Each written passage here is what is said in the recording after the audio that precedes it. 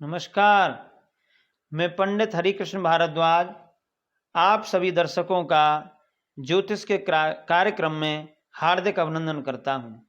आज हम बहुत ही महत्वपूर्ण विषय लेकर प्रस्तुत हैं, मधुर वैवाहिक जीवन भाग 2।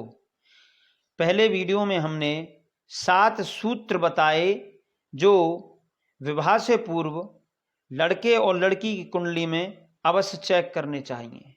उसी क्रम में हम द्वितीय भाग में 7 और महत्वपूर्ण सूत्र आपको बता रहे हैं जो आप अवश्य चेक करें। पहला सूत्र है, नवांश कुंडली में सप्तमेश बलि हो। अर्थात जब भी आप लड़के और लड़की की कुंडली मिलान करें, उसमें आप नवांश कुंडली में सप्तमेश की स्थिति जरूर देखें। जैसा कि आप इस कुंडली में देख रहे हैं कि कर्क लग्न की कुंडली है और सप्तम भाव के स्वामी शनि हैं और शनि लग्न कुंडली में उच्च के होकर के चतुर्थ स्थान में विराजमान है। तो लग्न कुंडली में तो सप्तमेश बलवान है, किंतु D9 चार्ट में भी उन्हें चेक करना चाहिए। अर्थात नवांश कुंडली में भी उनको चेक करें कि यहाँ पर भी शनि श्रेष्ठ है, बलवान है अथवा नहीं। लड़के और लड़की दोनों की कुंडली में D9 चार्ट में आप लग्न भाव का जो सप्तम भाव का स्वामी है वह D9 चार्ट में भी उत्तम स्थिति में है, बलवान स्थिति में है या नहीं। जैसा आप देख रहे हैं, जो दूसरी कुंडली है मकर लग्न की, यह नवांश कुंडली है। तो यहां पर हम देखेंगे कि लग्न कुंडली में जो सप्तम भाव के स्वामी शनि हैं वो नवांश में किस स्थिति में है। तो नवांश में भी यदि यहाँ पर शनि उच्च के हैं या स्वराशि के हैं, तब उनका वैवाहिक जीवन मधुर व सुखद रहेगा। तो जब भी आप कुंडली मिलान करें तो लड़के और लड़की की कुंडली में आप सप्तमेश अवश्य देखें, क्योंकि लग्न कुंडली का जो सप्तमेश है वह नवांश में यदि बलवान होगा तब ही उनका जीवन बहुत उज्जवल, मधुर और श्रेष्ठ रहेगा। तो यह पहला सूत्र है जिसको आप अच्छी तरह से समझें और चेक करें। दूसरा सूत्र है, नवांशेष शुभ भाव में हो। अर्थात नवांश कुंडली का जो स्वामी है वह नवांश कुंडली में ही शुभ भावों में हो। नवांशेष उसे कहते हैं जो D9 चार्ट है उसकी जो लग्न है, उसका जो लॉर्ड है वह नवांशेष कहलाता है। तो D9 चार्ट में जो सबसे ऊपर जो लग्न है, जो उसका प्रथम भाव है, उसका जो लॉर्ड है वह शुभ भावों में होना चाहिए। शुभ भाव कौन से हैं? शुभ भाव हैं वह केंद्र में हो, 1, 4, 7, 10 में हो, या त्रिकोण पंचम भाव या 9th हाउस में हो, अथवा द्वितीय भाव और एकादश भाव में हो। ऐसी स्थिति में यदि नवांशेष होगा तो उनका वैवाहिक जीवन बहुत ही सुखद, आनंददायक और दोनों के तालमेल बहुत श्रेष्ठ रहेंगे। जैसा आप यहाँ देख रहे हैं, यहाँ चंद्र अपने ही नवांश में विराजमान है। इसी क्रम में तीसरा महत्वपूर्ण सूत्र है, दशा शुभ ग्रहों की आने वाली हो। जब भी आप लड़के और लड़की की कुंडली मिलान करें तो उसमें देखें कि उनकी दोनों की दशाएं लग्नेश की हो, चतुर्थेश की हो, सप्तमेश की हो या दशमेश की या धनेश, लाभेश या त्रिकोणेश की दशा आ रही है या आने वाली है, तो उनका जीवन, वैवाहिक जीवन उत्तम रहेगा। चतुर्थ महत्वपूर्ण सूत्र है, अष्टक वर्ग में 32 या उससे अधिक अंक प्राप्त हों। एक अष्टक वर्ग होता है, उसमें प्रत्येक ग्रह अपने अपने अंक प्रत्येक भाव को प्रदान करता है।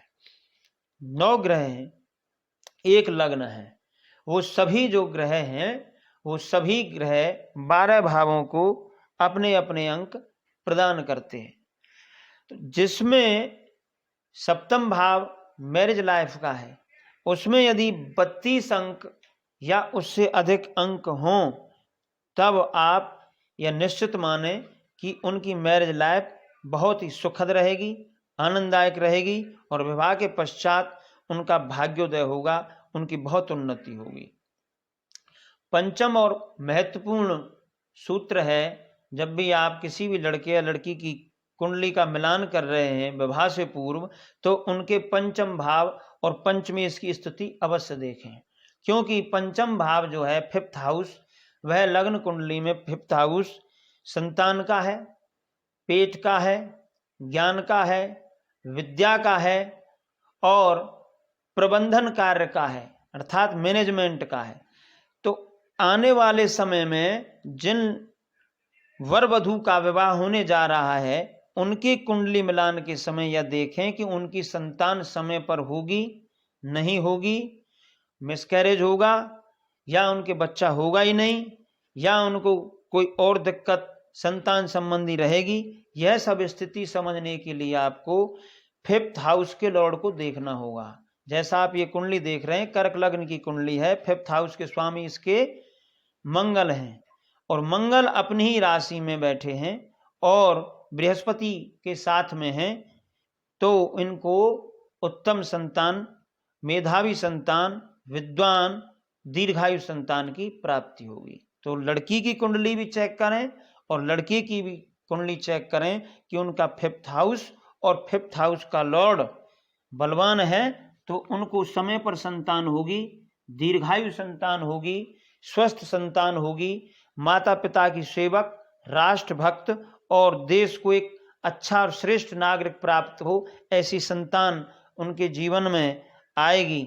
यदि 5th हाउस राहु से, केतु से, मंगल से, सूर्य से, शनि से दृष्ट है, युत है या पंचमेश अस्त है, निर्बल है, 6-8 12 भाव में है और पंचम का कारक बृहस्पति भी दूषित है, तो उनकी संतान प्राप्ति में बाधा रहेगी।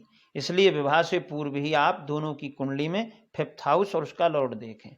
छठवां बहुत महत्वपूर्ण जो सूत्र है वह है भाग्येश व सूर्य बलवान हो, क्योंकि भाग्येश बहुत महत्वपूर्ण है कुंडली में, क्योंकि भाग्येश यदि बलवान होगा तो जीवन में सुख सुविधाएं और जिस क्षेत्र में लड़का अथवा लड़की प्रयास करेंगे वह उन्हें शीघ्र प्राप्त होगा। यदि भाग्येश निर्बल है, अस्त है, बल नहीं है, डिग्रीबाज मृत है या बालावस्था में है, तो उनके बहुत परिश्रम करने पर भी अल्प फल की प्राप्ति होती है।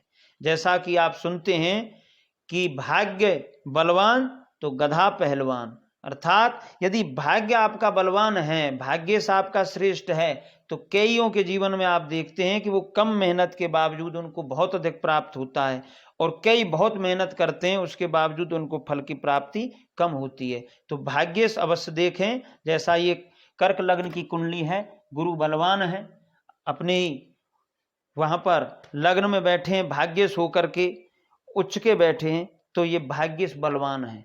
सूर्य आत्मा का कारक ग्रह है, कॉन्फिडेंस देने वाला है, यश कीर्ति वैभव राज्य प्रदान करने वाला ग्रह सूर्य है। यदि सूर्य बलवान होगा लड़की की कुंडली में तो वह आत्मविश्वासी होगा, यशस्वी होगा और अपने कठोर परिश्रम से सभी परिस्थितियों से विपरीत परिस्थितियों में वह अपने जीवन को सुखद कर देगा।